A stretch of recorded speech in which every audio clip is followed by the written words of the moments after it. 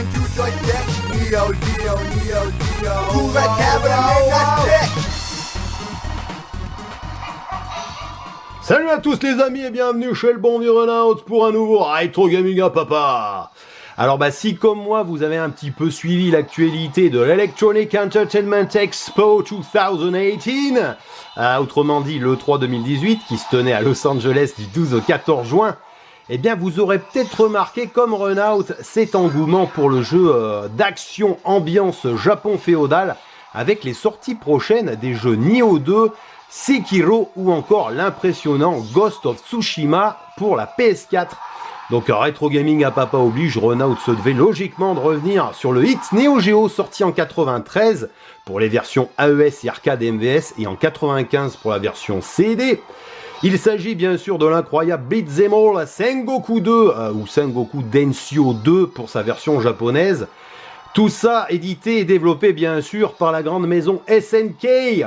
Donc vous l'aurez compris, le background du jeu est clairement emprunté à cette époque Sengoku du Japon féodal, basé sur les turbulences sociales, les intrigues politiques et les conflits militaires qui s'étendent au milieu du 15e siècle au Japon. On a donc droit à un contexte plutôt intéressant où va prendre place un scénario à la Retour vers le futur version samouraï, puisqu'une grande prêtresse choisit le bon vieux Renault pour combattre les forces du seigneur de la guerre, qui cette fois-ci utilise les voyages dans le temps pour conquérir le monde à travers les événements importants de l'histoire. Donc voilà le scénario plutôt rocambolesque. Allez, on va pas prendre un katana, mais le bon vieux pad Neo Geo, puis on va se lancer dans l'aventure. Allez, on va se mettre en normal. Voilà, le traditionnel how to play, maintenant vous commencez à connaître. Bon, on va voir le gameplay ensemble en jouant, comme d'habitude. C'est le but de la redécouverte avec le bon vieux Renault. Alors on a le droit à une magnifique intro. Voilà, on voit cette prêtresse qui va nous envoyer au charbon. On va combattre le seigneur, ce grand seigneur du mal, ce beau dragon. Le temple maudit qu'on avait déjà dans le premier, où on va devoir combattre ce seigneur des ténèbres qui nous veut du mal. Voilà, donc cette prêtresse qui nous choisit. Bien sûr, on sera aidé. Elle va nous, comme vous avez vu dans l'intro, elle va nous donner ces fameux esprits, ces trois esprits, donc le ninja, le chien ninja et l'esprit Tengu, donc ce dieu des corbeaux. Allez, on va parler tout de suite du gameplay, parce que c'est quand même là que le jeu avait fait la différence par rapport aux autres beat'em up de la Rolls à l'époque. Donc c'est du classique, bouton A pour les coups haut, B pour les coups bas. Avec le A et le B, c'était la nouveauté. On pourra esquiver, on pourra parer les coups. Regardez, hop, on part les coups avec notre katana. Hop. Bah, les bruits d'épée étaient vraiment bien faits. Avec le bouton C, on pourra sauter. Donc c'est du classique. Donc AC et BC pour les coups sautés.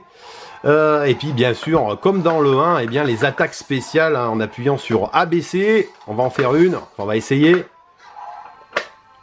Voilà, attaque spéciale. Et puis bien sûr, certains ennemis comme là, ici, nous laisseront certaines orbes, ce qui nous permettra d'avoir des power-up. Voilà, mon katana, vous voyez, déjà un petit peu plus puissant. Il assène des coups un petit peu plus puissants, des coups éclairs. Donc voilà, on aura des orbes bleues, des orbes jaunes et des orbes fuchsia. Ouais, avec ce katana qui coupe plutôt bien, vous voyez. Voilà une orbe bleue. Donc voilà, pour le gameplay, c'était du classique, mais voilà, on avait quand même des nouveautés avec cette garde. Donc ça permettait un petit peu de faire des enchaînements un petit peu sympathiques. Voilà, tout ça, bien sûr, dans le but d'amener un système de jeu plutôt technique et plutôt nerveux. Voilà, donc c'était plutôt sympa. Voilà, je viens de perdre déjà ma première vie. Voilà, puis avec le bouton C, on va le faire tout de suite. Dans ce contexte de guerre, dans cette période Sengoku, comme je vous l'ai expliqué. Voilà, c'est ce qui m'avait beaucoup plu à l'époque quand j'avais découvert en arcade. Je l'avais découvert en salle d'arcade par chez moi. Il y avait une petite salle d'arcade qui était restée 1 an ou 2, pas plus. Voilà, j'ai pris une orbe jaune. Voilà, Ça a asséné des éclairs sur tout l'écran. Ouais, donc j'avais découvert le jeu plutôt en 94-95 dans une petite salle d'arcade. Et c'est la seule fois que j'ai vu ce jeu sur Neo Geo, que j'ai pu y jouer. Voilà, c'était sur une borne d'arcade à cette époque-là. Voilà, et j'avais été quand même assez impressionné par ces musiques, cette époque féodale japonaise. Et puis bon, c'est un hack and slash, hein, donc contrairement au premier, je crois, que j'avais connu à l'époque sur console, sur Neo Geo, le premier Sengoku, où on se battait d'abord avec les poings. Voilà, donc là on sera toujours avec le katana. Allez, on va invoquer un des esprits. Donc là j'ai choisi très rapidement avec le bouton D, j'ai choisi l'esprit ninja. Voilà, qui a un drôle d'accoutrement quand même. Je croyais que c'était une femme au début, moi, avec ses cheveux longs. Je croyais que ça elle ressemblait plus avait plus l'attitude, les mouvements d'une femme. En fait, c'est un ninja. Donc voilà, on pouvait invoquer l'esprit ninja.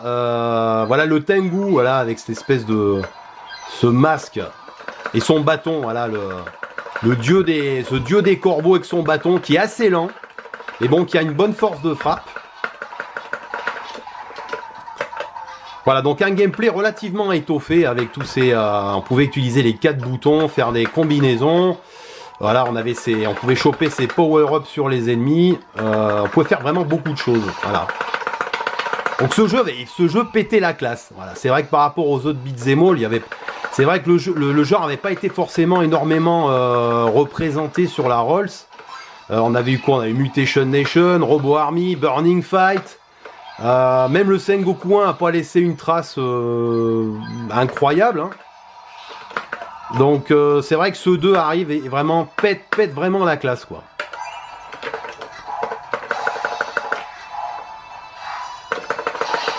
Voilà, beaucoup d'ennemis qui arrivent. Donc techniquement, comme vous l'avez remarqué, c'est vraiment très beau. Donc les décors et les sprites sont vraiment finement dessinés, vraiment très bien faits, bien colorés.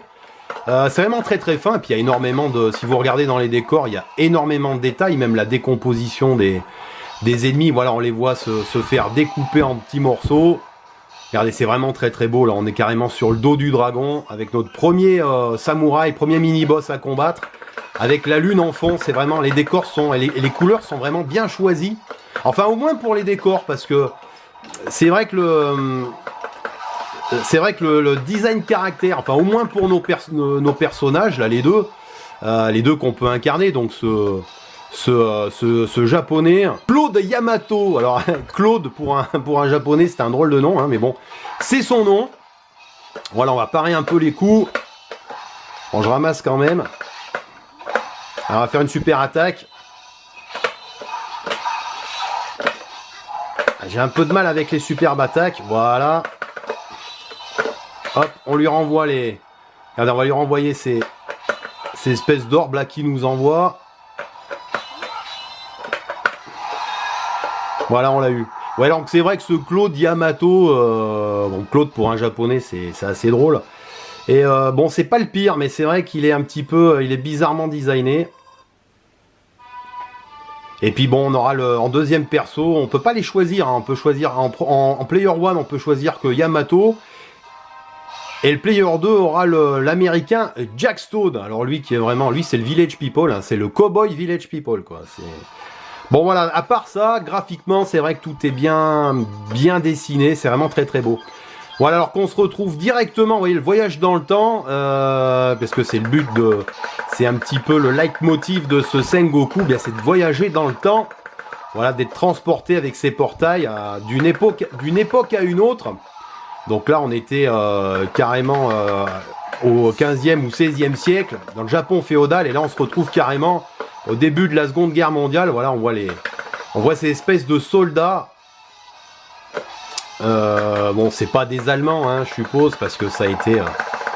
je sais pas si ça a été censuré, mais bon, ils ont pas eu le droit de faire des croix gammées à droite et à gauche. Voilà, on voit que c'était un contexte de guerre. On reconnaît les décors Seconde Guerre mondiale. Voilà, vous voyez, avec les avions qui passent, les soldats qui arrivent en camion, hein, qu'on découpe en morceaux. Voilà, c'est vraiment très bien animé, très original. Bon. Et puis en plus de ces voyages dans le temps, en fait, de ces 3 périodes, viendront s'ajouter des mondes parallèles hein, avec des scènes surréalistes, voire fantasmagoriques. Voilà, je sais pas si j'aurai le temps de vous montrer ces petites scènes parallèles. Voilà, c'est vrai qu'on passe de la fin de l'ère Son Goku, Seconde Guerre mondiale, on aura même l'époque contemporaine, hein, fin du XXe siècle. Alors, on reconnaît les années 90, hein, puisque le jeu a été fait début 90. Voilà, donc on aura ces scènes un petit peu surréalistes. Et c'est vrai que c'était plutôt pas mal. Voilà, mais c'est vrai que le jeu est un peu court, c'est dommage. Voilà, ça aurait mérité on aurait aimé une période de plus.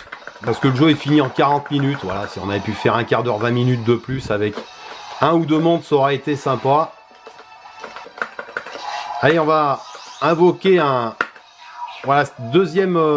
troisième esprit qu'on n'a pas encore vu. On avait vu le ninja et le guerrier Tengu.